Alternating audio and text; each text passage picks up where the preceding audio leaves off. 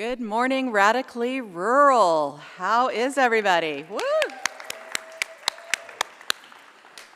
Welcome to the PitchFork Challenge Finals.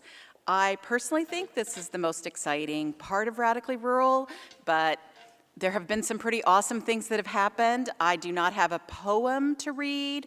I cannot sing. I promise not to dance. So it is all going to be about these amazing entrepreneurs and their exciting ideas for new businesses in their communities, which we are here to celebrate and support. So let me tell you a little bit about PitchFork Challenge and give a little bit of a history for you, because it is an exciting thing that started like many of the projects that you have all started in your communities. First, we have to have a sponsor, right? That's how we all know. So I want to have a super loud round of applause for Mascoma Bank, who is the sponsor for the Entrepreneur Track at Radically Rural.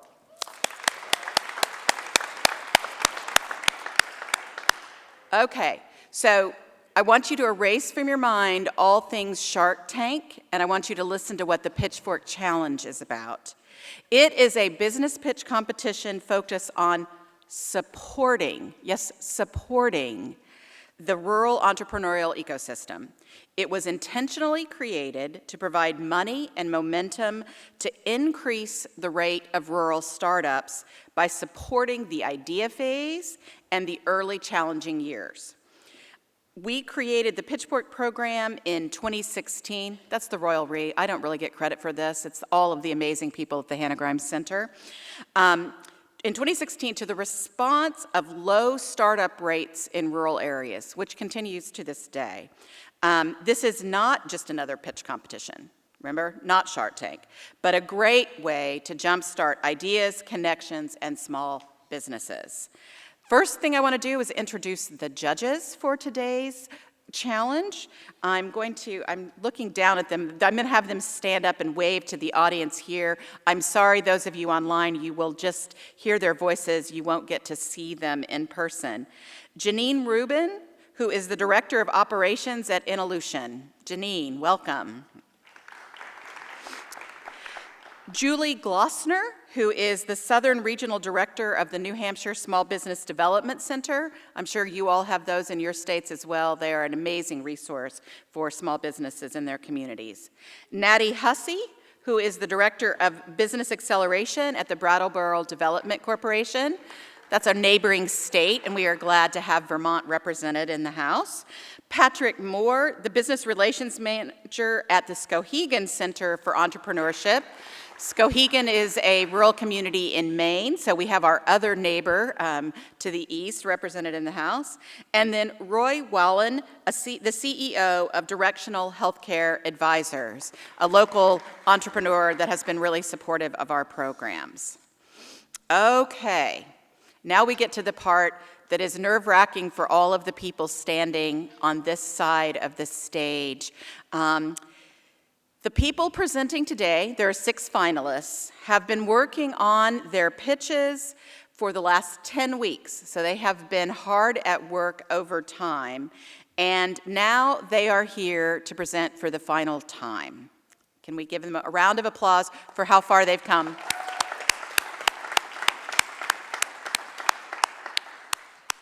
They had to compete in 2 previous rounds to get here, so there was a selection that happened in each of those 2 previous rounds. So there were also some wonderful small businesses that are launching that didn't get here, but I think would all say, and this has been the experience I've heard from many who have participated, that the time spent honing and understanding their business is invaluable. And that is part of the process of PitchFork, is really getting the entrepreneur to step back, look at their business, challenge their assumptions, and learn how to talk about their business with anyone who's interested. So, Now, what is going to happen here is we are going to have each of the entrepreneurs present for 7 minutes, okay? And there is a timer being run by someone. I'm not the timer person, I think. Then they get to have 4 minutes of question and answers from our judges. So our judges are all mic'd down there, so everyone in the virtual audience will hear the questions coming from the judges. And once we have concluded all of the presentations, we will be done. The winner will be announced later today at the Livability Slam this afternoon. So if you're on the edge of your seats, just already mark down on your agenda that you need to come to the Livability Slam to find out today's winner. So without further ado, I am delighted to present our first business and business owner, Lucretia Whitty of Humble Oak Consulting.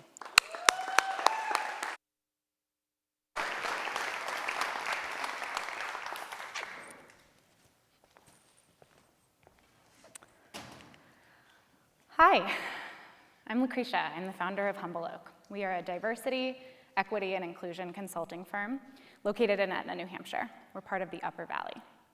We're called Humble Oak because we believe and we cultivate the potential of the acorn to grow into something that is strong and resilient and also humble. So right off the bat, I want to address the question that people always think but never ask, which is, why do we need a DEI company in a mostly white place? These numbers up here, that's the percentage of the population of Vermont, New Hampshire, and Maine that is white. And why me, a white woman, to lead it? I have so many thoughts about this question. I could speak about it for the rest of my 7 minutes. But let me just say that diversity is more than just our physical appearance. Race is an important but not the only element of that. Diversity is also our lived experiences and our perspectives. It's the values we hold and the thinking style that we bring to the table. All these things are important. And when we look similar on the surface, that's when I think it's extra important that we take the time to recognize that we're not the same. So on a personal note, I love this work because I spent the first 3 decades of my life trying to fit a paradigm that I learned from my family and my education and my work. And when I was running a school remotely from my studio apartment in San Francisco in spring of 2020, I took a little bit of time to think, what are my values? What are the things that I really love to do? My aunt asked me, what are the things you love to do so much you forget that time is passing? And as I started to answer those questions for myself, I followed the path to New Hampshire, to starting a small business, to living a life much more integrated in nature. And I found that I was happier and healthier and more sure of myself. So today, I try to play to my strengths. I try to find people who bring other perspectives than I do, and I try to help others find their way on this path. So on this note, I want to introduce you to the amazing team that brings me so much joy to collaborate with. I'm joined in my work by Jenny, Erica, and Allie. Allie is a college freshman, and she graduated from the high school in San Francisco where I used to be a principal. We're also supported by a team of advisors, some of whom steered me here to PitchFork, so I want to thank them. And while we're small, we've had a big impact in the year that we've been in business. We've had 5,000 participants in our inclusive culture course, and they've given us a net promoter score of 97. So our philosophy is that each of us is a human first and foremost, and that we're an employee second. And so every day when we show up to work, we may be somewhere on this pyramid. We may be at the top, ready to find fulfillment, self-actualization, or we may be at the bottom. We may be thinking about, how am I putting food on the table for my family tonight? And where we come in that pyramid, that's going to determine how we face the challenges that we have at work and how we relate to the colleagues that we work with. So most of the DEI firms that are out there, they're focused on large companies. They come in when there's a problem, a crisis, or a rift. But we are focused on small companies, because we know that a growing business, their most valuable asset is their human capital. And so we help them build a culture during times of rapid growth, which has inclusion, which has humanity, which has empathy at its root. This, we think, is going to help those businesses who choose to work with us navigate, have more resilience for the bumps that they're going to hit in the road. So we work with our clients from the ground up. You can read this slide kind of from the bottom upwards. We start with an equity audit, where we help our clients think about what's going well, what needs to be improved, and that often helps them set their strategy for the people operations team for the next 12 months. At the end of that phase, they have the option to continue on with us, and many of our clients elect to continue with training, where we come in and we provide a basic course called Inclusive Culture for all the employees that they have. This course emphasizes appreciating difference, unconscious bias, and then addressing micro inequities. Sometimes our clients also keep us on to help them with communications work. We help them answer the question, how can we express our values for inclusion to our potential clients who might want to work with us or to prospective employees? And finally, sometimes our clients want to stick with us for a special addition to that, like starting an employee resource group or introducing a mentorship program. And that's what we think of as this bucket of custom services. And so a big way that we get our validation of is it working is that our clients pay us at the end of one phase. And if they choose to hire us back, then we know they found value in what we've provided them. And many of them have all hired us to work with them all the way through. So here are a few of those people that we've worked with. They range from hospitals to software companies to accounting firms to schools. They want to find this chance to work with us because they want DEI to be at their root and they want it to be a part of their DNA as they mature. What they have in common is that they're all growing. In total, we've had 8 clients. Half we've worked with virtually, half we've worked with in person. And our most popular service is education. People really love having an external facilitator come in and create the space for dialogue around diversity, equity, and inclusion. And it aligns with my core expertise, which is creating learning experiences that anyone can access. We're proud of the reviews that we have, and in particular, we've noticed that our clients say we are trustworthy. We take whatever they bring to us and we treat that with respect and confidentiality. They say we provide a positive experience for every person, no matter their position in the company or how long they've been there. And they say that we leave them with tangible next steps. So you might be wondering about our growth. First, let me share with you how we define our market. In 2021, small businesses in America spent $1,400 per year on training and development. It's interesting to note that mid-sized companies spent $900 and large companies spent $700. So I think that the small companies can become a little more efficient in how they provide this training and development so they can compete with those larger companies. In New Hampshire alone, 200,000 employees work in a business that fits our size profile. And so you can find our market by just multiplying those two numbers. That 1,400 times 200,000, our market is $286 million per year in employee training and development. So thinking about how the labor market fits with that, the federal government right now is actually giving grants out that can reimburse a small business for up to half of the cost of working with Humble Oak. If you're thinking about working with us, keep that in mind. And because, as I mentioned, most of our competitors are those large DEI firms, we think that this market of small businesses is pretty much wide open to us. So you can think of it, not every person walking down the street is going to hire us, but if you're someone who's looking for this kind of services, we are really unique amongst those other firms that are out there. So speaking about our revenue briefly, we built up to our current pricing after doing a lot of market research and then having some of our past clients say, you're really good at this, you should charge a little bit more. We capture some efficiencies by having fixed pricing wherever possible, and we try to make it really simple for a company to know what it's going to cost them to work with us. You can probably also notice from this graph that we make a lot of our money in the first 2.5 quarters, and we do have a drop-off that comes later in the year. And so that's going to become a part of the ask that I want to make to PitchFork today. So this graph depicts the seasonality of the year. And we originally made this graph to show our clients that good culture is seasonal. Sometimes it's about creating new initiatives and thinking about what do we need to start doing and do better. Other times it's about pruning back practices that are not effective and making sure that what we're doing is actually aligned to our values. And the last piece that no one really thinks about is reflection, the time to take some space and let things be fallow as we think about what's working. But we've also realized that this seasonality applies to us. So, you saw a minute ago that so many folks want to hire us at the beginning of the year. New Year's resolutions, fresh budgets, things are great in January. But when August comes around, those people leaders who would hire us on for an equity audit, they're thinking about back to school, they're thinking about the holidays, they're thinking, oh, let me get to the end of the year in a strong way.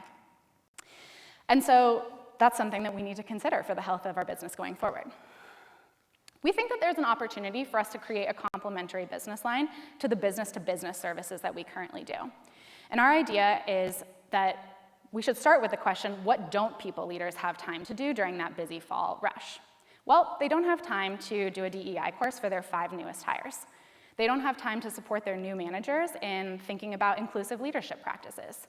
But we do. We have time.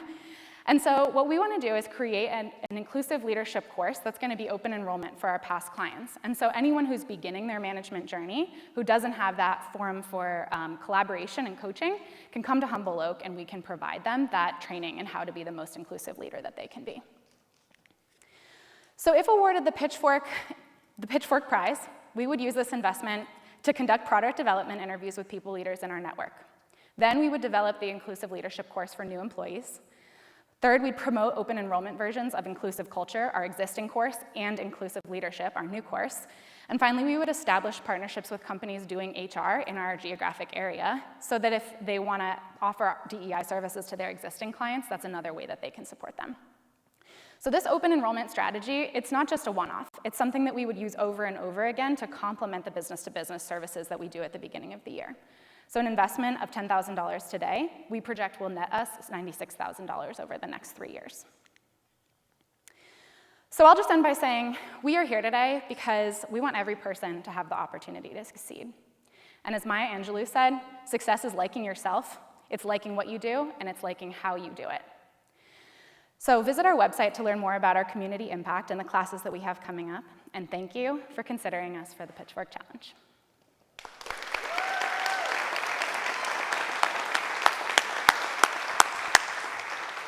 What a way to start. See how amazing all of these folks are going to be today? I am humbled and honored every time I get to see the presentations at PitchFork Challenge.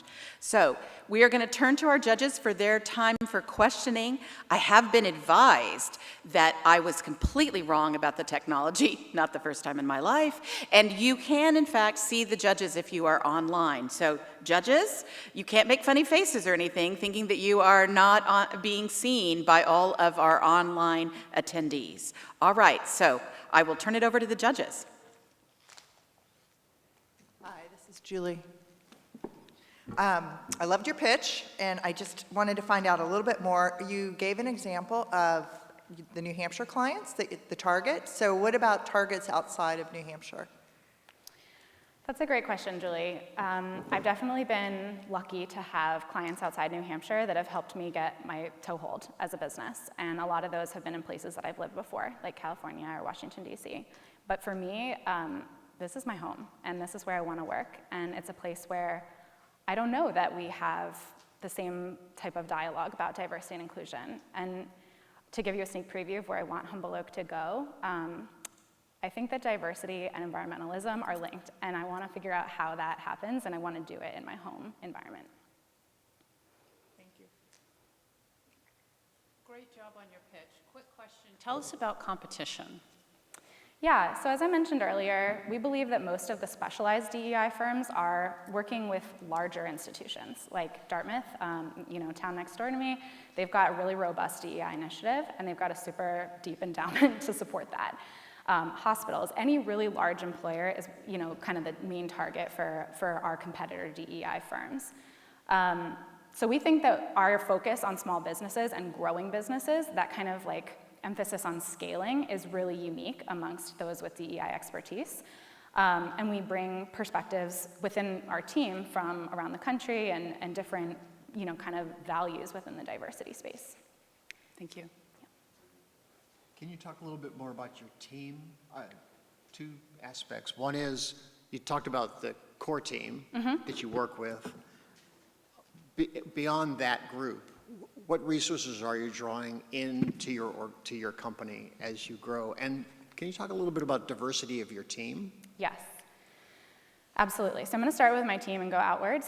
So we're all women, which you probably noticed, but we have different geographic locations, different races, different education, different past history that people bring to the table. So I mentioned that Allie's a college freshman, and she comes from Daly City, California, and her parents are from Jamaica and the DR, and then we've got Erica down in Houston, and Jenny was from Vermont. And each of them brings a different past work history and a different interest in the DEI space. So in addition to the internal team and the way that they contribute to our success, we also have worked with New Hampshire SBDC. There's Casey, my small business advisor, so big shout out to him for his help. And last August, I joined the River Valley Community College GrowCo incubator that was facilitated by Allison. So I've had the benefit of those amazing leaders. GrowCo is wrapping up, but I've just started Leadership Upper Valley, which is a cohort program for those who really want to make the Upper Valley a great place to live and work. And I'm learning a lot from my colleagues who are in that program with me, about 30 other leaders, and the excellent facilitation there. And I also participate in classes with an institution called Night School Bar, which is a great way to learn about perspectives of other people in the country, not close to us. Great, thank you. Any other questions? All right, well, thank you. I think the judges are doing a good job of monitoring on time. So thank you, judges, for your questions. And one more round of applause for Lucretia.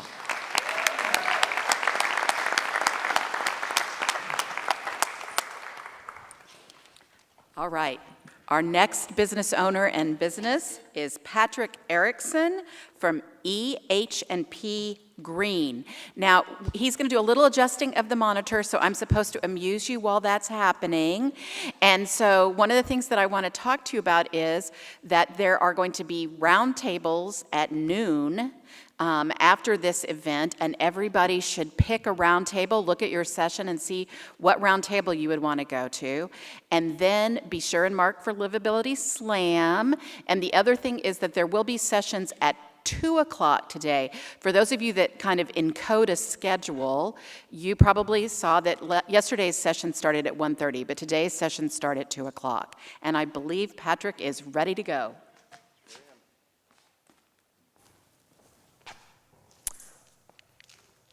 10.8 million gallons. This is the amount of crude oil that the Exxon Valdez spilled into the Prince William Sound in 1989. 17 million gallons is the estimated amount of gasoline spilled on the ground every year while refilling lawn care equipment. 85 decibels. This is what OSHA considers their immediate action level, where you should take steps to protect the hearing of you and your family. Commercial-grade, gas-powered lawn care equipment operate at or above 100 decibels. And you might be surprised to find out that you can operate a gas-powered string trimmer for 1 hour or drive 100 miles in your modern-day vehicle.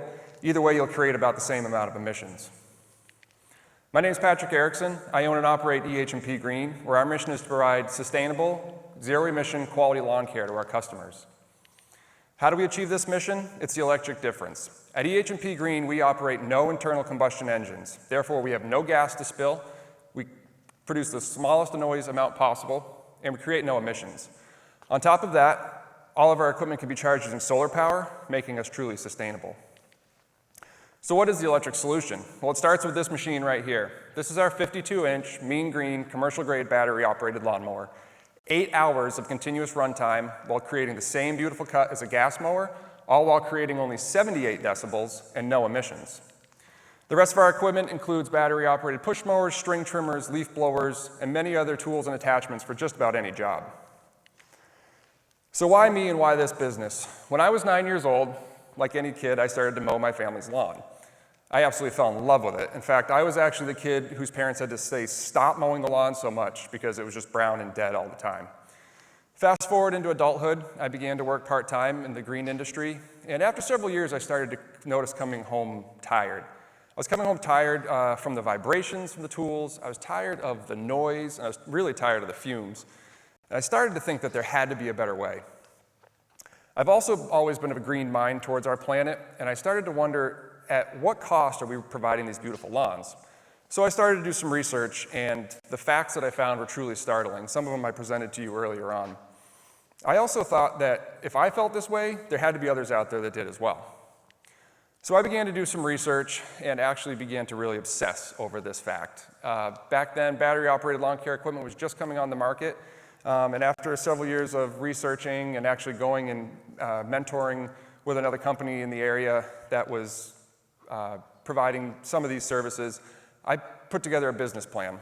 I presented it to my family, friends, my mentors, and in spring of 2021, my wife Stephanie and I decided to launch our business. We finally decided that even if nobody bought into our zero-emission business model, at least we would feel better about the services that we were providing, all while leaving behind a cleaner planet for not only our children, Everett, Harlow, and Porter, EH&P, but for other generations of kids to come. So is there a market, and who is our competition? Now, we totally understand that every homeowner and their 9-year-old son really is our competition. There's no barrier to entry with skill level for mowing lawns. With that being said, 40% of Americans hire out their lawn care. And for that 40% of our neighbors, we offer a service that not only saves valuable time, but eases those pain points that we discussed in the beginning of my presentation. There are plenty of other lawn care options and providers in the area. However, none of them operate on a zero-emission business model. They very well could, and they very well may have to very soon. There are strong indications that in the next 5 to 8 years, rolling industry standards are going to be changed, as well as federal regulations will come cracking down on the sale and use of gas-powered lawn care equipment. By the time that occurs, EH&P Green will have the local market captured due to our early mover advantage. Our current business profile consists of 1 full and 3 part-time employees servicing 71 customers over both residential and commercial properties, and we provide all of our services using all natural and organic practices. At EH&P Green, we've continued our traction from the 2021 season into this season. Currently, our gross revenues are 140% of what we had predicted, and our actual income is 130% of what we had forecasted.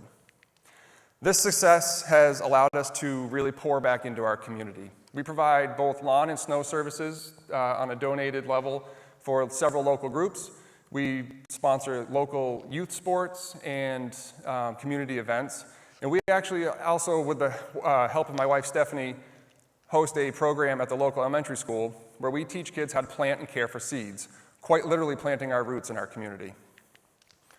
At EH&P Green, we have a 3-year goal for by the 2025 season to be at 100 customers.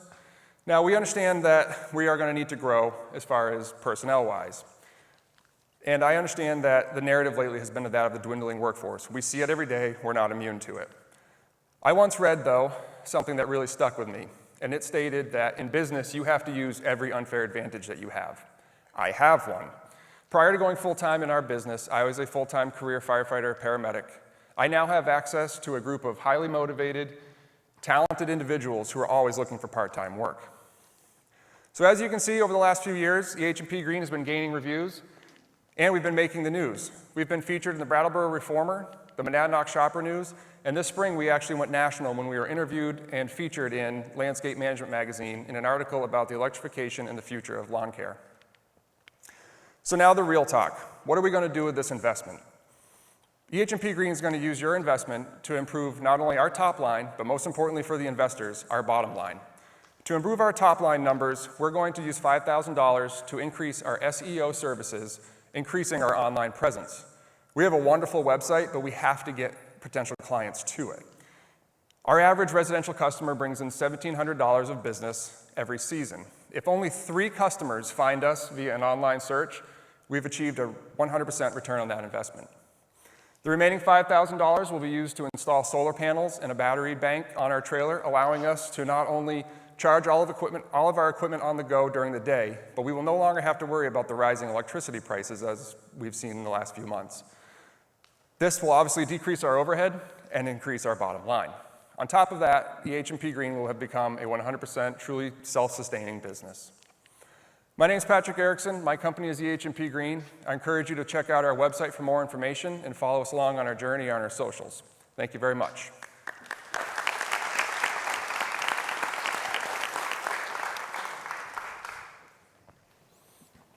Hi, Patrick. Yes, we're ready for questions from the judges. Thanks. Test. Hi, Natty here. Patrick, great presentation. Question I have, you had a percentage of Americans nationally that outsource their lawn care. Can you speak more geographically to the region that you are servicing? I haven't seen actual numbers broken down for the area, but just judging by, so if we get into a neighborhood where I service and say there's 10 houses, I would easily say that of those 10 houses, 3 or 4 are maintained, probably not just by me, but by a service. So I would say locally that number is probably, and we're seeing it increase. Obviously, the population is getting older and staying at home more, not only because they like the independence, but simply because there is no elderly housing available. And these people simply get to a point where they can't provide these services for themselves, as we see, through the increase of home health care services and items like that. Patrick, thank you for sharing your business with us. Two questions. I'm curious if you have your numbers for your repeat customers every season, how many continue using your service, and then you mentioned in the next 5 to 8 years, regulations possibly changing. With the addition of your website, what are some other ways that you believe you can stay ahead of the curve and really compete? Sure. So as far as setting ourselves apart, once the industry standards change and everybody's essentially having to swap over, we really take a lot of pride in our, we provide a top-tier customer service. We have a standard that either my wife or myself try to return a phone call or an email within 24 hours. Even if it's just a, hey, we're really busy, we got your information, we're going to get back to you as soon as possible. And I'm blown away by the amount of people that are just ecstatic that we even called them back or returned an email, you know. And being a contractor in my own other businesses and in this business, trying to work with other contractors and not getting phone calls back, you really start to see how frustrating that can be. And I forgot the first part of your question, I'm sorry. Your repeat customers. Oh, sure. Yeah, so we ended the season last year with 39 full-time customers, and we kept 100% of them on board and then added, obviously, almost twofold that. Awesome, thank you. Yep.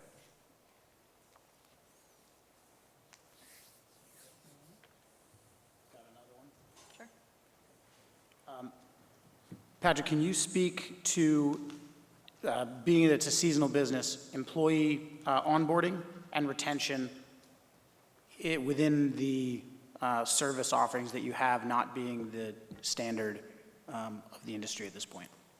Yeah, so I like to think that we provide, we're a step higher than your conventional lawn care service, even if it isn't just being gas powered to battery operated.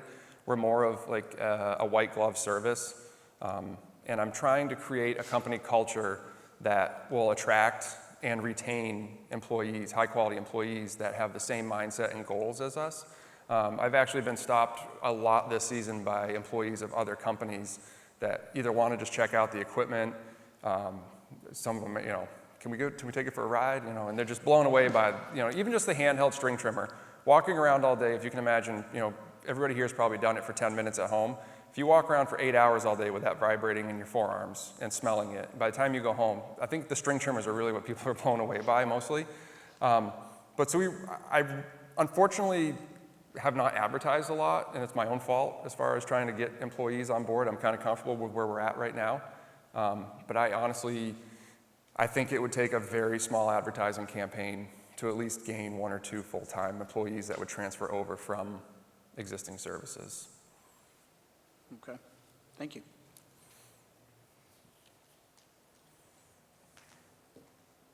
Thank you, Patrick, and thank you, judges. Thank you.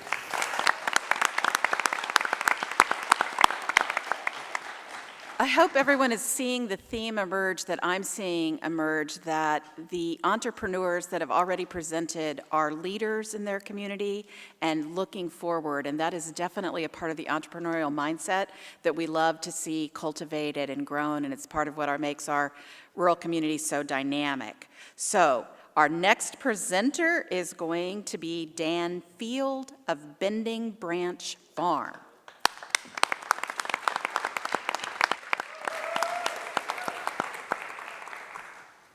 Dan doesn't even need the slide adjustment. He's ready to go. Hi, everybody. My name is Dan Field. My wife and I co-own Bending Branch Farm in Francistown, New Hampshire. Bending Branch Farm is a small goat dairy and creamery producing artisan small batch cheeses with milk from our herd of alpine goats, as well as cow's milk sourced from other local dairies. Megan and I both grew up here in New Hampshire's Monadnock region, and after spending years traveling around the country, following our careers, we realized that no other place really felt like home, and we really wanted to come back. Also, after spending about 20 years working on projects building up other people's companies, we really wanted to set up something of our own where we could benefit the world or at least our local community. So, we moved back to New Hampshire, and in May of last year, I was hired to be the business manager for Main Street Cheese in Hancock. As part of that, I joined the Hannah Grimes Food Biz Lab, and then in October, Megan joined the company, Megan joined the company to help us build our holiday promotions. In December of last year, the owner of Main Street Cheese decided she no longer wanted to continue with the cheese-making side of the business. And so Megan and I discussed it, and we realized this was really kind of the opportunity that we had been looking for. So in April of this year, we took ownership of the herd of goats and started renting the cheese-making facility to start our brand, Bending Branch Farm. So we're now asking for $10,000 of outside financing to help us purchase a 6-goat pipeline milking system to replace our current 2-goat bucket milker. This will drastically increase our milking efficiency and free up a lot more time for us to focus on the cheese-making side of the business. Goat dairy products are seeing a dramatic increase in popularity and demand as people learn about their health benefits, as well as the fact that they're a great alternative for people that have allergies or sensitivities to cow's milk. However, the number of goat dairies is actually going down right now. In New Hampshire, there's currently only 5 licensed goat dairies in the whole state, and of those, 1 is retiring this year and selling her entire herd. 1 is no longer producing milk due to health issues with the owner. And of the remaining 3, which includes us, all of our milk is going into our cheese production, and it's just not keeping up with demand. So there's a number of benefits to us being a local producer. Number 1, reduced food miles, which is the distance that the food has to travel to get to the consumer, and also the distance that our ingredients travel to get to us. 2, we don't have to use additives and preservatives in our foods the way that larger producers do because our food just isn't sitting in trucks and warehouses on the way to the retailers. Our products arrive to the consumer fresher, and therefore they taste better and contain more nutrients. And finally, we're able to provide individualized care to each of our animals, meaning that we don't have to do mass hormone treatments and antibiotic treatments and things like that that many large producers do. There's also benefits to the local community with us being a small business.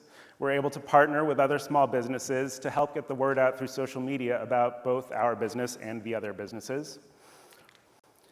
We source as many of our ingredients and supplies from other local producers as possible, which helps keep the dollars in the area and builds the local economy.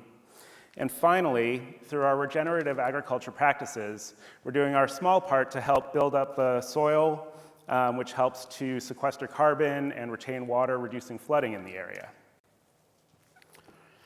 So the business right now is primarily myself and my wife, Megan.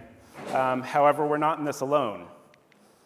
This is just a small number of the many people with expertise in all different areas that have been helping us get things off the ground this year. And I can't overstate the help from our parents who have provided countless hours of free labor, as well as cooking us meals when we don't have time to feed ourselves. So how do we stand out from other local dairies? Most licensed goat dairies, especially smaller licensed goat dairies, focus primarily on just producing chev and maybe 1 or 2 other soft goat cheeses.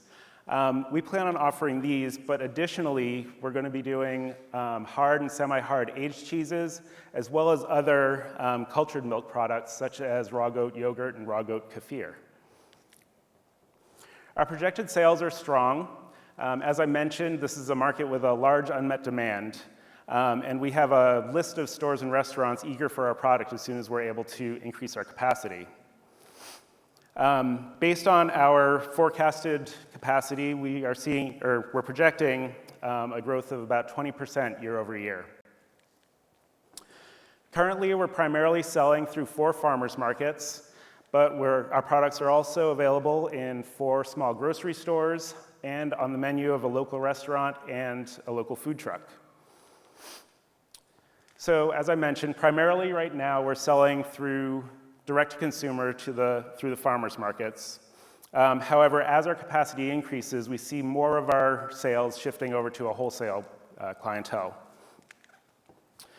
This is the path that we see for our growth. Currently, we're focused on what I've listed as Tier 1, with the farmers markets, small grocers, and specialty stores.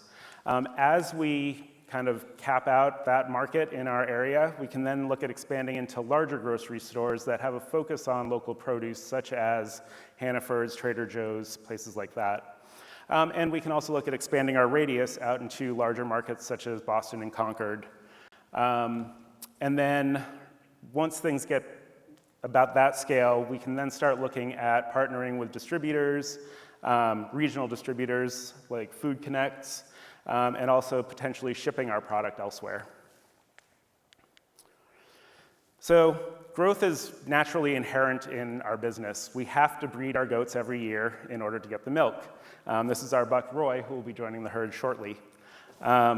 So once they're bred, every spring we have babies, which means our herd gets bigger, resulting in more milk, allowing us to produce more cheese and get that out to our customers through the farmers markets and retailers. So in conclusion, I'd like to recap and just say that we're seeking $10,000 to help us build a business that would fill a void in our community's food supply while simultaneously helping to build the local economy and support the environment. Because as the saying goes, no goats, no glory. Thank you for your time.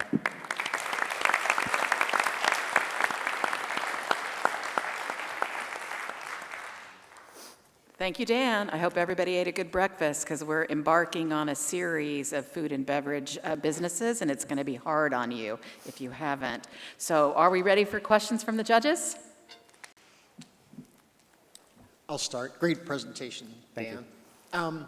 Could you talk a little bit more about the use of funds? Have you had a quote for that milking system, and how would you deploy it? Do you need more space? A little more detail and breakdown about that use of funds. So the milking systems, for a price point, they range, new, they're about $22,000. We've been looking on auction sites and used sites where we're seeing them for ranging between $8,000 and $13,000. We will need to have actually a larger facility built in order to house this, which is a project that we're already in the works on, discussing purchasing a property where we can locate this. And for that, we're seeking grant money to help us with the build out there. This is a system that we could use in our current setup, but ideally it would be built into this new facility. Thank you. Hey, Dan, I was really hoping that you were going to bring some baby goats for your presentation, so. I wasn't sure about the rules about animals in the Colonial Theater. So. Oh, I think you could have snuck it in. So you talked about your herd growing organically, if you will. Are you planning to try to purchase additional goats in order to make this next leap, to make this growth? Because obviously, you know, the goats only grow so quickly. Right. We have been purchasing some. We actually purchased 3 additional goats earlier this season, and there's another one that we have our eye on right now in addition to Roy. And then we have 2 goats currently that are 1-year-olds that they'll be bred this year, so they'll be adding to the herd. And then from this year's kidding, we have 6 goats, so they'll be added to the herd. So it seems like this is kind of growing at a healthy pace for us. We don't want to suddenly become huge overnight. I mean, it would be nice, but wouldn't be healthy.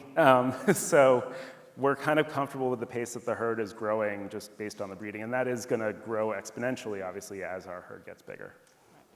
Right. And then a quick follow-up question for you. If you get this new milking machine, what are you going to do with all your new free time? We're going to focus on cheese making. Yeah, like I said, we want to expand our offerings. And so, you know, right now we are primarily focused on the Chev because that's kind of, it's our big seller right now. But if we had more time, we could focus on branching out into those aged cheeses, building out an aging space, and really kind of exploring those other products. Thank you. So I had a quick question as well. Great job on the performance, on your pitch. So staffing, so right now it's you and your wife, right? Mm-hmm. And if you're planning on growing 20% every year and going into a new facility, if you get the new machine, do you think you're going to need to bring on more people, or?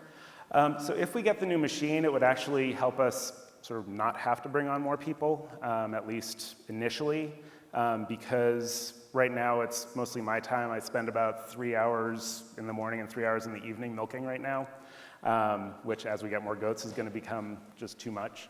So this really is a necessity for the business, but in doing that, it'll free up more time so that I can have more time on the cheese-making side and help Megan out.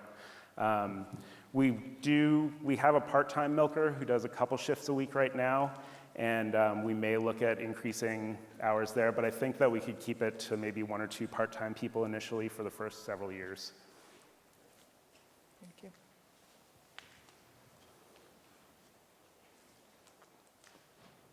Thank you, Dan. Thank you.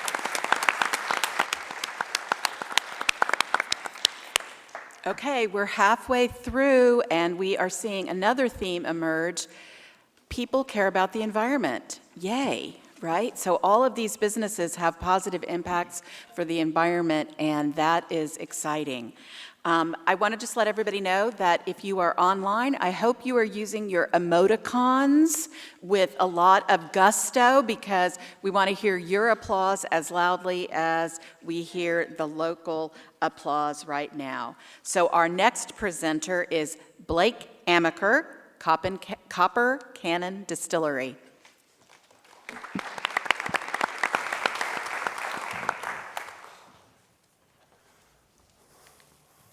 So, hello, I am Blake Amaker, owner of Copper Cannon Distillery in West Chesterfield, New Hampshire.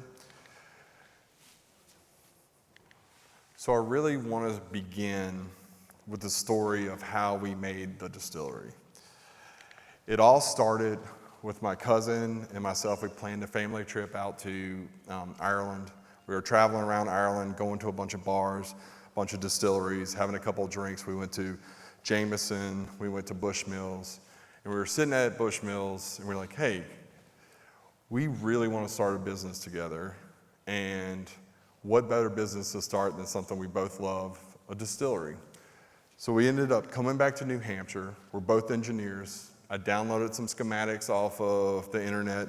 I went to the hardware store, and I built our first still. So what you see right there is our first distillation. So I'm taking some temperature readings while we're distilling. So we took a couple of sips off our first distillation. They're like, what should we name this? We looked at the still, it's copper. It looks like a potato cannon, so we started calling ourselves Copper Cannon. So that's how we really got our name. Then we're like, okay, we got to get out of my garage. All right, so we found this barn out in West Chesterfield. What's historically significant about this barn is in Swansea, there was the old Bardwell farm barn. And we actually took pieces from that barn, like the air handlers, the cupola, and some of the big beams in that barn, and created the building that you see that houses Copper Cannon today. So that's where we manufacture all of our product and push out all of our distribution. So we had the little still. We're like, okay, we got to up our equipment. So we ended up buying a 250-gallon modular still, which allows us to do various alcohols. And we also contacted a local yogurt factory and bought some old tanks there and repurposed those for fermentations. So one thing that I'm really, really proud about with Copper Cannon is the fact that we make all of our alcohol from scratch. So we try and source as many ingredients as possible from, we work with Flykill Distillery and source corn from there. We have a farm in Shelburne Falls. We source potatoes for our potato vodka.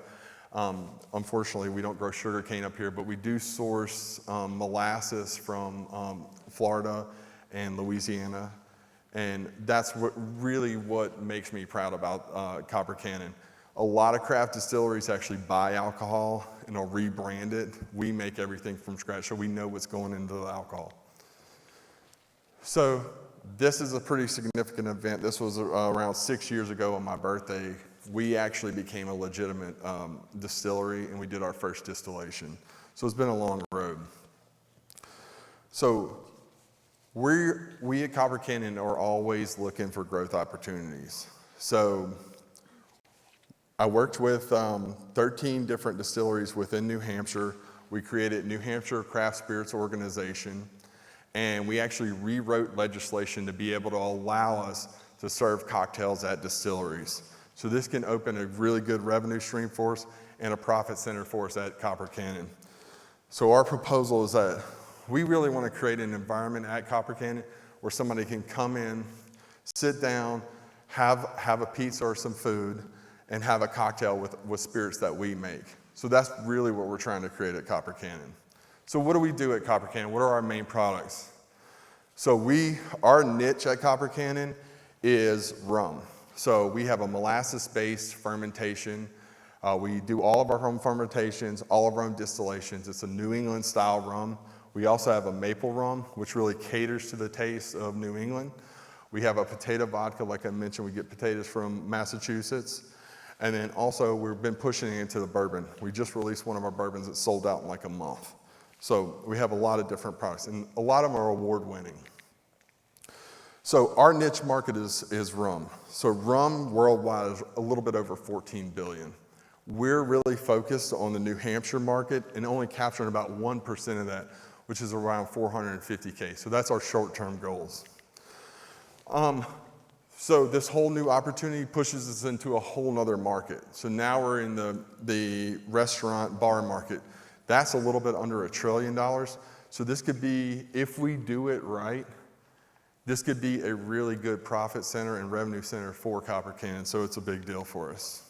As far as competition, immediate local competition, we have Chesterfield Inn, and then we have Riverside Hotel. Beyond that, you get into Brattleboro and Keene. What we offer at Copper Canyon that differentiates us is we're not just a little restaurant. We also have a distillery tours, distillery tastings. So it's like an environment that's different than most restaurants and bars. As far as, we view our marketing strategy in two senses. So we have a micro strategy, which is inward facing, trying to bring people into the distillery.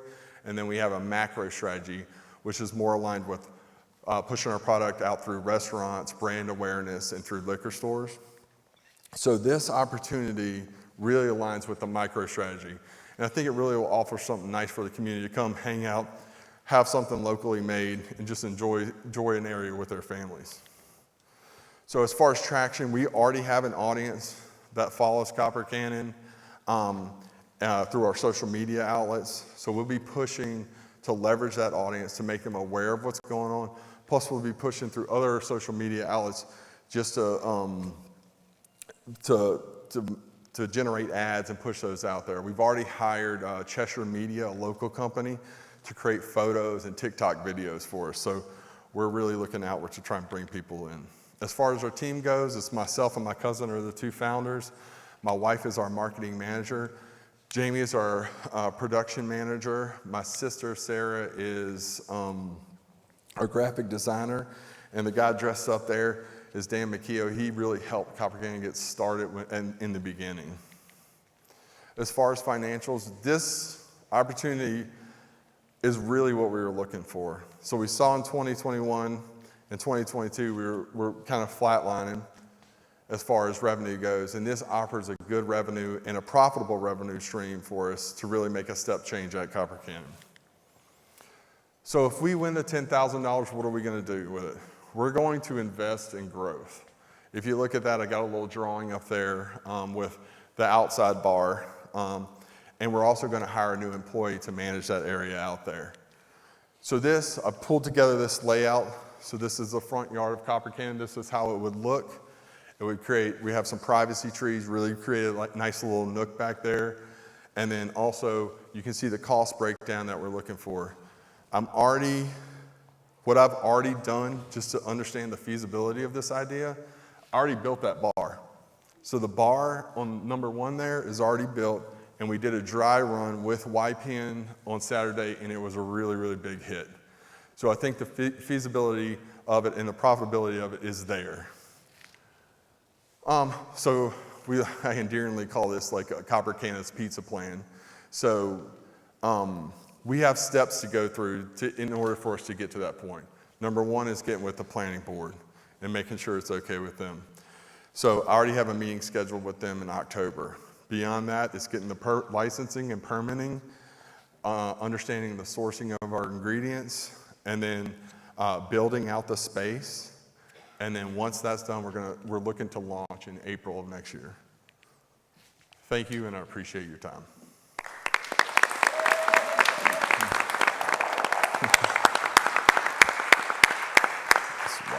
Isn't that a gorgeous barn? I want to go. I want to go. Right? All right. So, questions from the judges. Hi, Blake. Thank you for sharing. So I am curious about the patio. A bit of a two-parter here. With the seasonality of New England, do you have plans for using the patio in the winter? And it sounded like it's only one employee you're considering to hire to operate that space. Do you believe one person will be enough to handle the demand that you're forecasting?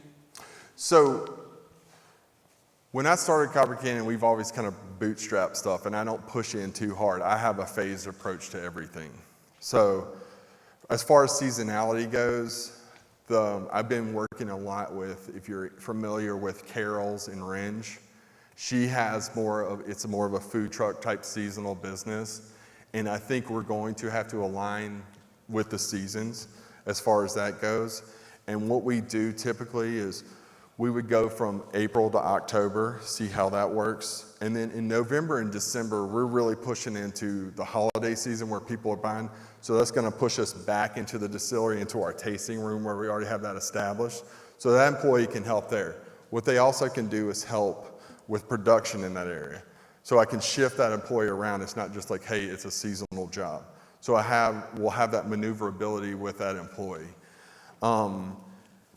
So that's that piece.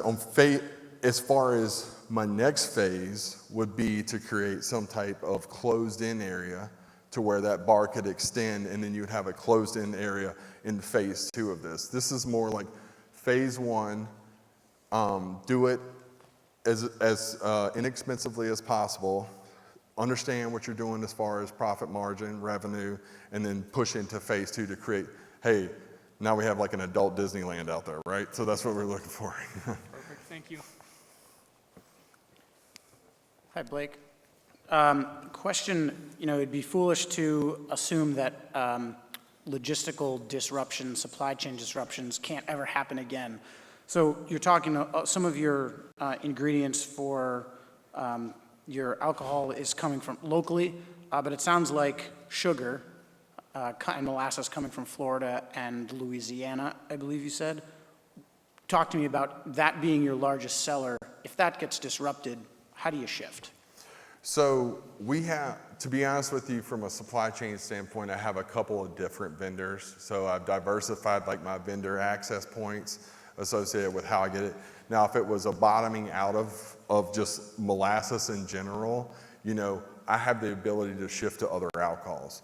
So I have been working with Flag Hill, and we work like a year or so in advance and say, look, this is how much grain I need.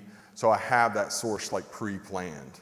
And beyond that source, we have, Breese is another source that we use, and then there's also a source in Massachusetts. So I have multiple supply chain vendors that I can pull from if there's like a real breakdown in one particular vendor.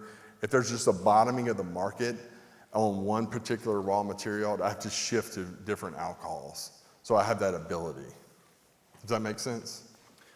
Yeah, and I guess to kind of pinpoint on that too, like sugar being high percentage of what you're using as terms of a raw product. I mean, talk about your ability to maneuver with that specifically. So with sugar, so for the totes, so we get big 3,000 pound totes of molasses. We haven't had any issues with sugar. So if molasses just dried up, I would just shift to potato vodka or use a different grain to make a vodka, and we'd have to shift. And in that shift, Copper Canyon is really known as the rum brand. We would rebrand that product and shift into that alcohol. So if it just dried up, I've seen prices go up, but I haven't seen it dry up. So if it did just dry up, we'd have to pivot into another alcohol that we would produce. And it would be like a 4-year-old bourbon would be tough for us to produce in like a couple of weeks, but like a vodka or like a gin, we could readily turn that around. Great, thank you. Hi, Blake, I had a question. So, Sorry if I keep getting closer, it's kind of hard yeah, to hear. no worries. I wanted to find out, great job on the presentation, but how much of your customers coming to you are from the local area versus people coming from out of state? So we get a wide variety of customers. So we're right next to 91 there. So I see a lot of New York license plates, a lot of Connecticut license plates. I see a lot of local visits and revisits. So we have a good people coming back to our distillery. So I would say it's around 50-50. You know, Chesterfield is not the most populated city in the world, but we do see a lot of people from New York. I have people from New York, and I have this one people that come and camp out. We do Harvest Host there from Florida, and they like come back every year. So we see a lot of different things. And another revenue stream that we opened is this thing called Harvest Host, where campers can come and enjoy the area without paying like a campground site, and they usually purchase something. So we see a lot of, we have a little map. Now people from like Hawaii and Alaska, like, so it's all over the map. Okay. A lot of people from New Hampshire though. Thank you. I did. Talk to me about your capacity. So are you guys running full out now? What's your plan to grow the actual distillation? So in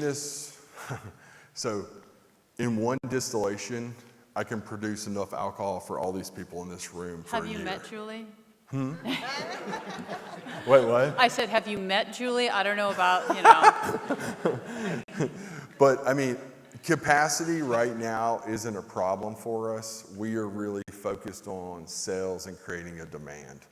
And I think this opportunity right here is a big part, us going for the last 2 years, changing legislation, creating the opportunity is a big part of creating that.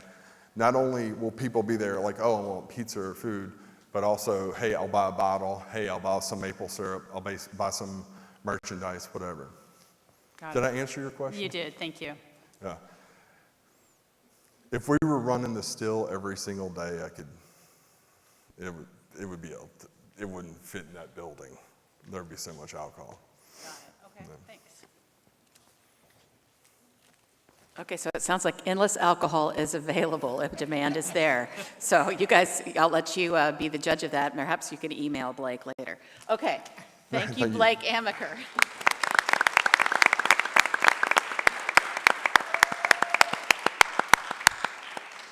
All right, our next presenter is Sanal Kakar from Ahana's Naturals.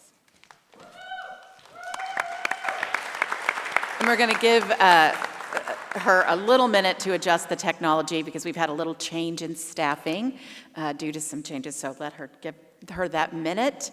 I will just give you a little preview. It's going to be another food thing, so if your stomach is growling, just maybe take out your granola bar or something.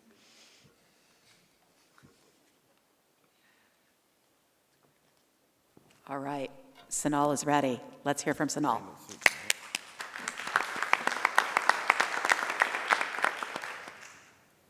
Hi, I'm Sonal Kakar and I'm the founder of Ahanas. In Sanskrit, Ahanas means the first ray of sun, which is known to be very energizing. Our mission is to create meals that are,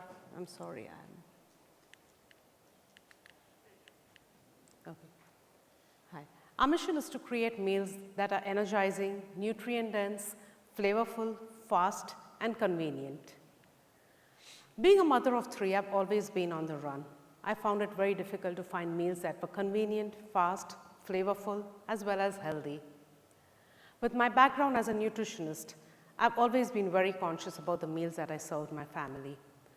I started cooking this one-pot meal called khichdi, also known as our lentil bowls, that my mom always cooked for us, and started freezing it for busy days. Once our children grew up, I decided to make this meal that is so delicious, healthy, and nutritious, available for all. The problem is I could not find anything in the current marketplace that was shelf-stable, convenient, vegan, gluten-free, as well as non-GMO. Everything involved having me to cook or prep, defrost, and then do the dishes. This whole ordeal of preparing healthy meals for the family was so daunting. So with Ahanas, we have solved this problem. We have created meals that are instant, healthy, high protein, vegan, as well as gluten-free and made with non-GMO ingredients. We sprout our grains and lentils. Sprouting increases the bioavailability of the nutrients and make them super easy to digest. We use recyclable packaging that is sustainable and good for the environment. What makes us so unique is the way we cook our meals. We prepare them in small batches and then freeze dry them. Freeze drying retains the food's original nutrients, colors, and flavors.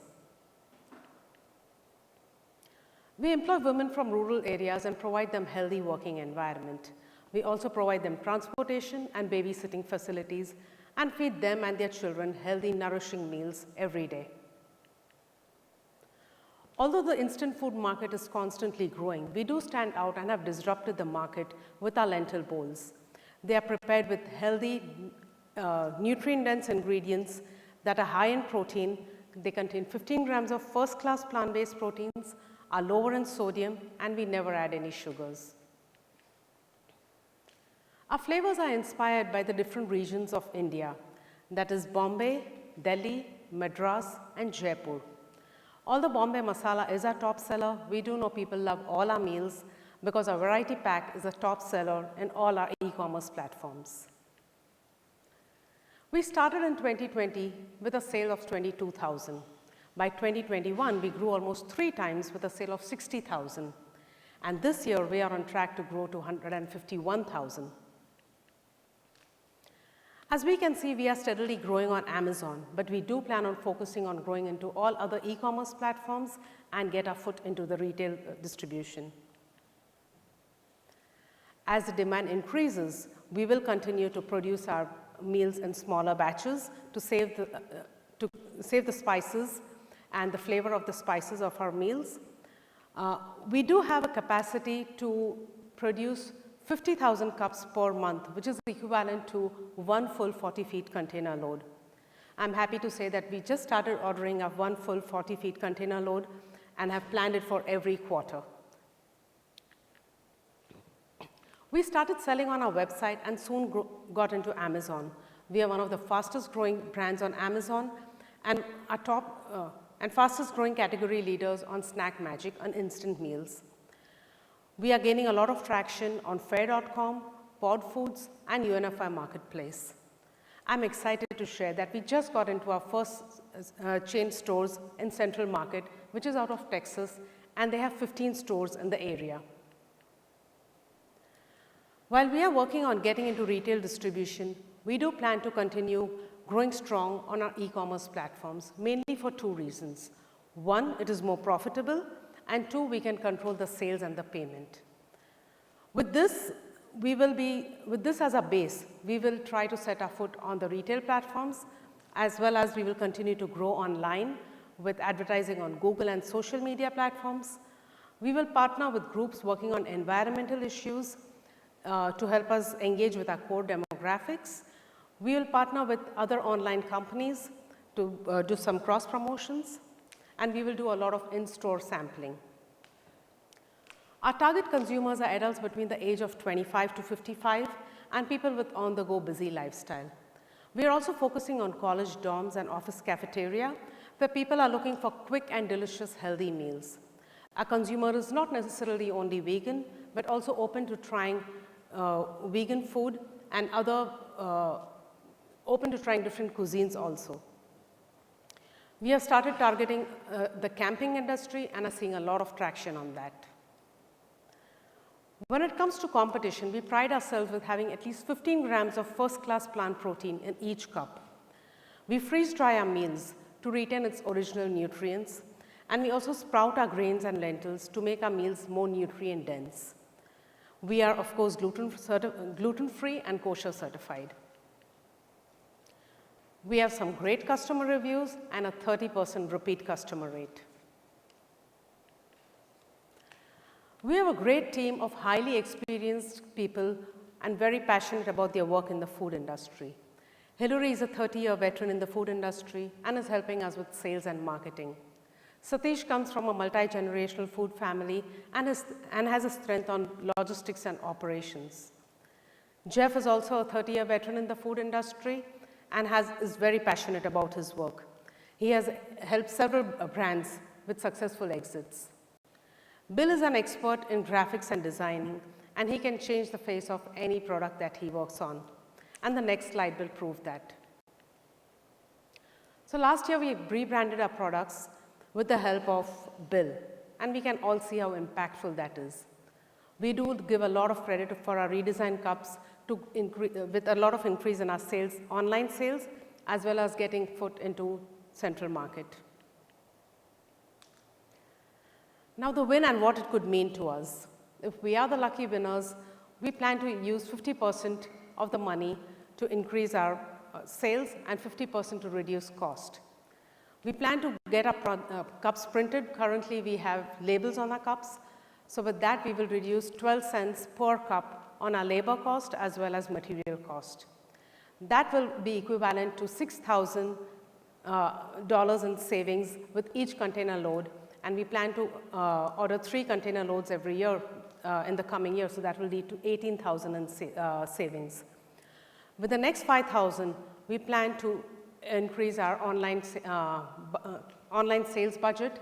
Currently, we have a budget of $36,000, which is leading with a targeted sales of $151,000. If we do increase our online advertising budget to another $5,000, we anticipate another growth of $29,000, which will lead us to $180,000 in sales this year. Thank you all for your time. This is again Sonal from Ahanas.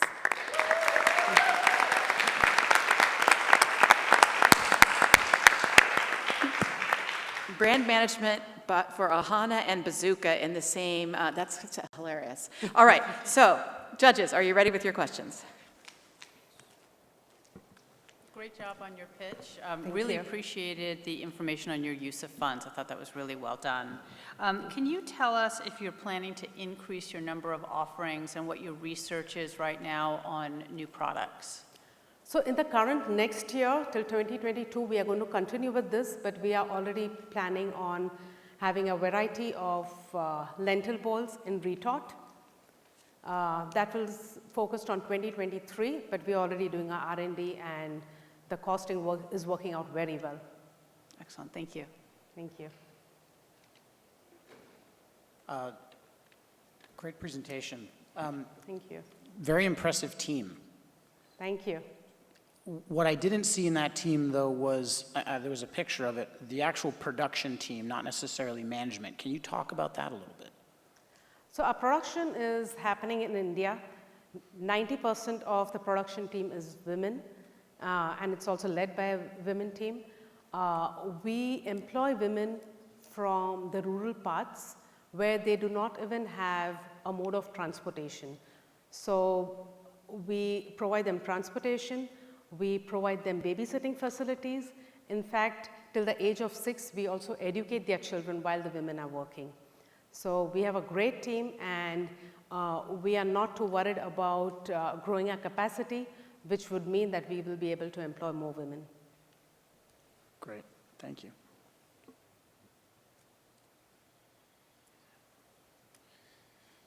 Hi, great presentation. Can you speak more to your thoughts on expanding into retail? Because it seems like you're very successful with your e-commerce and online sales, and it's you know, I think in any food category it can be tough to get some shelf space in these grocery stores. So can you just expand on the retail portion and why you want to go into that? Yes. So honestly, I was a little skeptical about getting into retail before establishing on the e-commerce platform, just to have the proof of concept. We have been very lucky by being approached by Central Market themselves, and as of yesterday, we just received our 3rd order it's been less than 60 days, but they've already placed the 3rd order. It seems Central Market is a very fast-moving chain. Another good news that we received last week is Whole Foods, the local Whole Foods, have reached out. So this is all thanks to our help of our marketing and branding team. They met them casually at the Plant-Based Expo, which happened last week or 2 weeks in New York, and they just reached out to us because they just give them a sample by chance. And so I just filled out the application yesterday, and I'm very excited.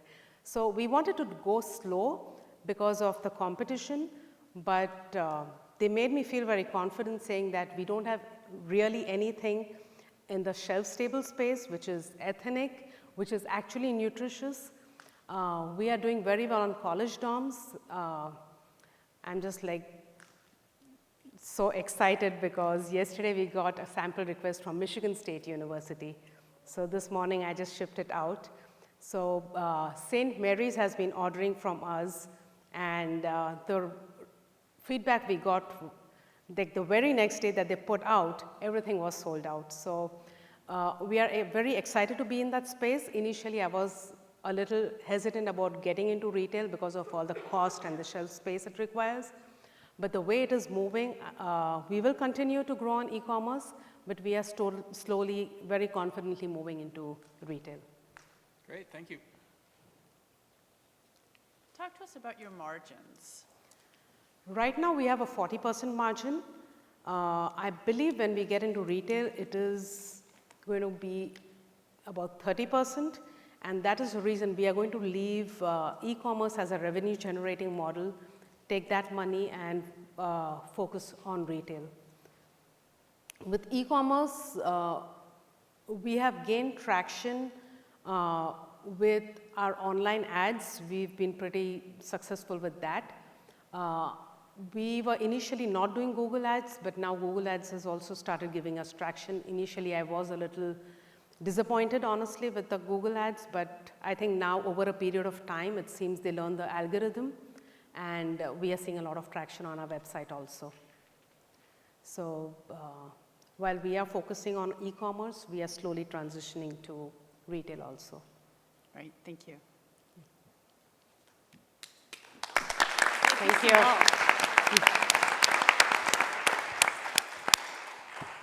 Okay, we're coming into the end stretch, and I hope that you guys are all excited like I am. Let me just say right now, before I forget, that you don't have to wait to work with these great entrepreneurs. If you want to have some DEI coaching, Lucretia's told you how to reach out to her. If you need your lawn mowed in a zero-emission environment, Patrick has got you covered. If you want some liquor, or you want some lentils, or you need some goat cheese product, you know where to find it.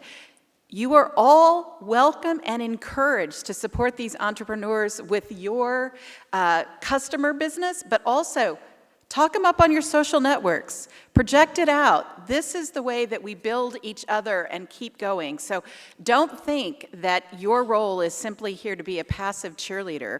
Your role is here to be a promoter and an accelerator for all of these wonderful businesses. So with that said, our final contestant is Ari Hart from, oh goodness, where is the name? I'm sorry. Second page, I didn't have my script ready, I was going off script. Elements MMA.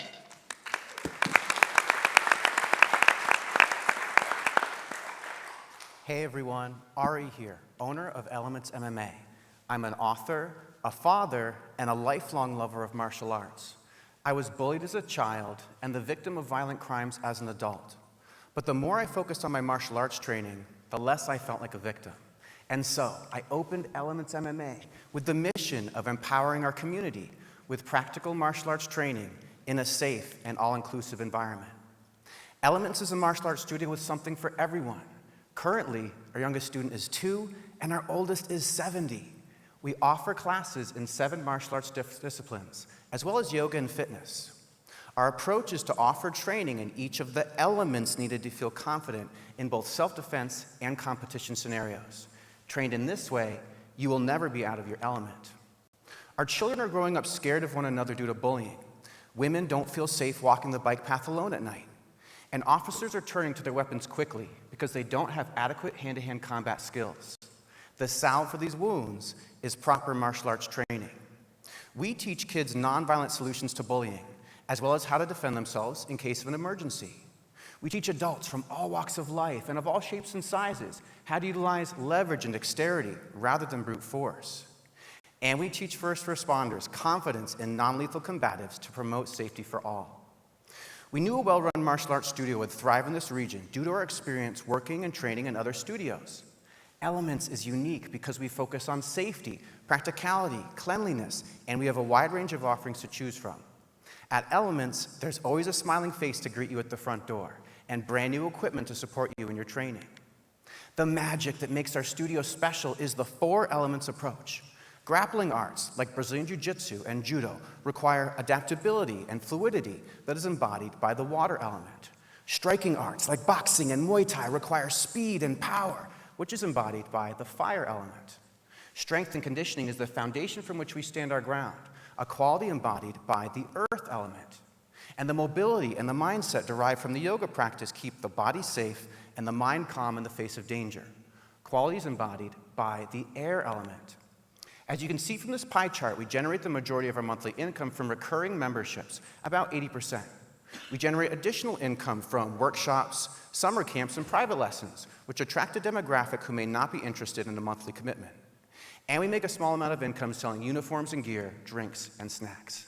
Now, check out these Google reviews. As you can see, everyone is enjoying themselves at Elements. We have students traveling from all over New England to train with us. Most of our initial traction has stemmed from grassroots advertising campaigns consisting of social media, road signs, flyers, and word of mouth. We were flattered to notice that our competitors, who have been in business for decades, started posting road signs and flyers for the very first time shortly after ours appeared around town. Now, we have a great respect for all of our competitors. They each have their own unique niche, have valid offerings, and are passionate about what they do. We strive to have all of the positive qualities of each of our competitors, while also presenting our own unique elements in order to create a more complete experience and to satisfy more of our community. Meet the Elements team. Initially, all of our employees were member volunteers, exchanging their work for a membership. But after just 3 months in business, we broke even and exceeded our payroll needs, allowing us to hire a manager, promote volunteers to paid status, and to take an owner's draw. We now employ 11 community members. Sally's our manager. She heads up advertising and HR. Shane is our striking coach. He's a former MMA fighter and a future physical therapist. Other paid positions include IT help, a bookkeeper, and various martial arts and fitness instructors. We also lean on Hannah Grimes and the RADC for business coaching and support. When I first opened the studio, I thought for certain I would be run ragged, constantly trying to do everything on my own, like so many studio owners I have met. Thankfully, I have been fortunate enough to have created a comprehensive team who truly embodies the Elements approach. Initially, we forecasted to have 50 members by January and to make around $7,000 a month. But after just 4 months in business, we already have 56 members and make around $9,000 a month. We've seen a bit of a dip in new member acquisition since late summer, but predict an uptick in the fall with the return of school and the cold weather. Our new goal is to have 75 members by January and to double that by end of 2023. If we meet these goals, we're going to have to expand much sooner than we thought. To meet the aforementioned projections, we are going to have to expand our outreach. On-site demonstrations are the most tried and true version of outreach for martial arts studios. With the prize money, we will be able to afford 1,000 square feet of professional-grade roll-up martial arts mats, as well as a trailer to haul them to and from local events and schools. This will have an astronomical impact on our business, allowing us to empower even more of our community. During the school year, our kids program competes with school athletics. However, by offering demonstrations at local schools, we will reach so many more kids and their families, and we predict this will double our ability to acquire new kids memberships during the school year. Our adult program has been growing a bit slower than the kids classes. But with the rollaway mats, we'll be able to visit local corporations, correctional facilities, and police departments to target underserved adult demographics. Spring and summer are our big growth seasons. With the roll-up mats, we'll be demonstrating at local fairs, festivals, and events to set ourselves apart from our competitors. We'll also use the mats to hold outdoor, COVID-safe classes, workshops, and summer camps, which will act as free advertising to any passerby. Finally, we plan to use the mats to hold on-site private programs, like the one we held for MC² Charter School. These private programs are crucial to the success of our business because they help us to generate a significant amount of income during off hours and to meet clientele who can't make it to our regularly scheduled classes. These uses of the mats will skyrocket our expansion efforts and make Elements MMA a household name in the Monadnock region. When selecting the grand prize winner of this contest, please consider the value of empowering the forgotten members of our community with the strength of a mixed martial artist. From everyone at Elements MMA, thank you and have a great day.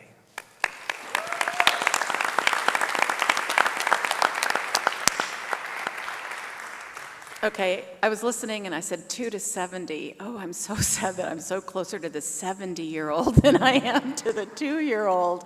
I could be your oldest customer. All right, thank you, Ari. All right, judges, are you ready? I have a question. Nice job on your pitch. I wanted to find out, if you double your enrollment by next year, like you're saying, will your space that you're currently in, will that be able to accommodate? Can you ask the question again? Will you need to grow, if you grow, double your current? Oh, I understand the membership? question now. Yes, if we meet our goal, we're going to have to expand into a larger space, probably triple the size of what we have right now. Right now, our idea is that if we get over capacity, to add more classes and to spread our students out over more time slots. But there are peak moments, there are peak hours, and we have to accommodate those especially. So yes, we'll have to get a bigger space. And we love the building that we're in, 310 Marlborough Street. It's a hub, and he's got a ton of space. He's planning on making even more space on the roof. So yeah, we're thinking of much bigger plans in the year. Can you talk about market? You're serving the local community, essentially. What are the limits of the market that you can reach? We've had people come from as far away as Connecticut for summer camps. So that was, a little special because they're pretty far away, but they were in the area for that week. We've had people that train regularly from Brattleboro and from northern Massachusetts. We have people that come from northern New Hampshire and northern Vermont. And we've actually had a couple of travelers come from out of state just visiting us. So yeah, pretty much New England kind of in a radius around us. You had a slide up with your sales. August sales weren't on there. How did those look? For August, we were about the same as July. We're around 7,500. And a part of that reduction is our not having summer camps in August. Well, we sold our summer camps in July, right? And we had a camp in August. And then, so yeah, we kind of get stuff in waves. We offer a quarterly and a yearly membership. So when we first opened, it was actually one of our most successful months because we offered a founding members program. And we have a schedule for when we put out certain promotions, and we kind of get big chunks every once in a while, and it's been really helpful. Got it. Did I answer your question? You did. Thank you. Cool.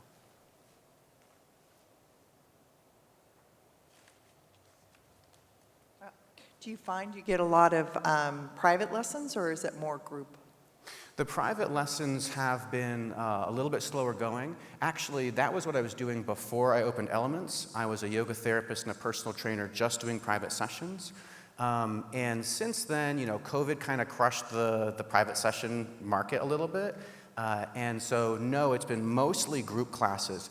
But we're starting a promo. Now that people are feeling more comfortable, we just started a promo where we give all of our members a free private personal training or martial arts session to encourage them to sign up for more. So we're working on increasing that a little bit. Thank you. If you want a private lesson, let me know. I got all kinds of different ideas for you.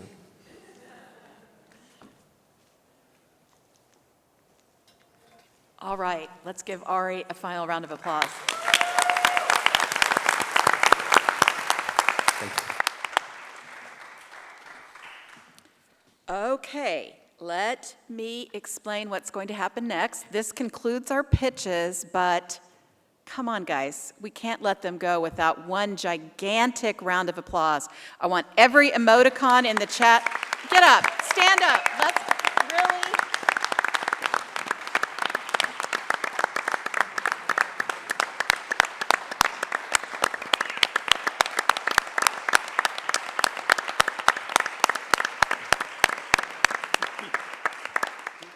We know how hard this is, right? All of us who have been entrepreneurs or even just started some small thing, when it is close to your heart and your livelihood, bringing it to a community like this and being evaluated, wow. That is such an act of bravery and such an act of entrepreneurial spirit in action. And so I stand in awe, and I am so grateful for all of those who chose to take that leap of faith and present their business here, and for those that participated in the pitch process with Hannah Grimes, even if they didn't show up on stage here, they too benefited. And I hope all of you benefited by being excited about what is possible in small communities, because these are small businesses, but big, big ideas with amazing transformative impact on our world. One more set of thank yous to our judges, because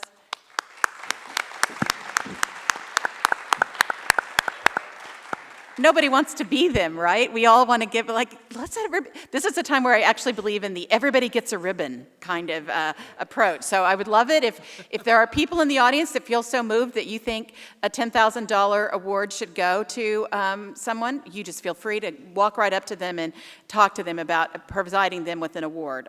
They will not say no, I don't think. So it concludes our pitches for today. There is still very much more to come with Radically Rural, so let us talk about what you can find.